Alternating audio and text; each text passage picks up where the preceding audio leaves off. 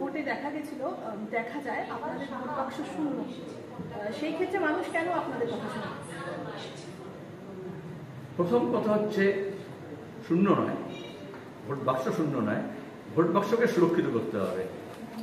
এই যে এখন মহারাষ্ট্রে ভোট হলো, দিল্লিতে ভোট হলো, দেখছো না, ভোটের লিস্ট থেকে আরম্ভ করে ভোট গণনা পর্যন্ত কারচুপি একটা রাজ্য ইলেকশন কমিশন হোক, সেন্ট্রাল ইলেকশন কমিশন হোক, নির্বাচনে যারা পরিচালনা করে সেখানে কীরকম দুর্নীতি ছেয়ে গেছে, পুলিশ প্রশাসনকে কীভাবে ব্যবহার করা হয়।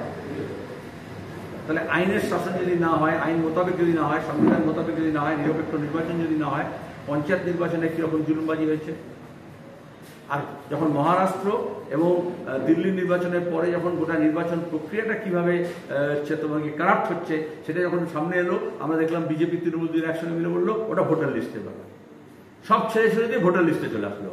তাহলে নির্বাচন প্রক্রিয়ায় নির্বাচন কমিশন নিরপেক্ষতা নিয়ে যখন প্রশ্ন উঠলো, কারচুপি নিয়ে প্রশ্ন উঠলো, মেশিন নিয়ে প্রশ্ন উঠলো, ভোট গণনা নিয়ে প্রশ্ন উঠলো, যে প্রশ্নগুলো আমরা এতদিন ধরে ধরছি, সেখান থেকে দেখবে কিরকম তৃণমূলকে হাতকে ঝুল থেকে বার করলো আরএসএস, অমনি মমতা বললো ভোটার লিস্ট। আর ভোটার লিস্ট থেকে এখন কি আসলে, এখন মিডিয়াগুলো বলছে ভোটার লিস্টের মধ্যে 4 কোটি 5 কোটি বাংলাদেশি আছে, মুসলমান আছে, যেটা আসামে আমরা দেখেছি। তাহলে এই প্রক্রিয়াটাকে শোধরানোর জন্য মানুষকে এক কাট্টা করতে হবে। বিজেপি তৃণমূল মানুষকে ভাগ করছে। মানুষ যদি এক কাট্টা হয়ে যায়, তাহলে দেখলাম যে ইলেকশন কমিশন ছিল না, কিন্তু যখন কোঅপারেটিভ নির্বাচন হচ্ছে সেখানে বিজেপি তৃণমূল 2 প্রার্থী ছিল, তাকে হারিয়ে দিয়ে লোকে বামপন্থীদেরকে সিপিএম প্রার্থীদের জেতালো। ভোটটা ঠিকঠাক করাতে হবে।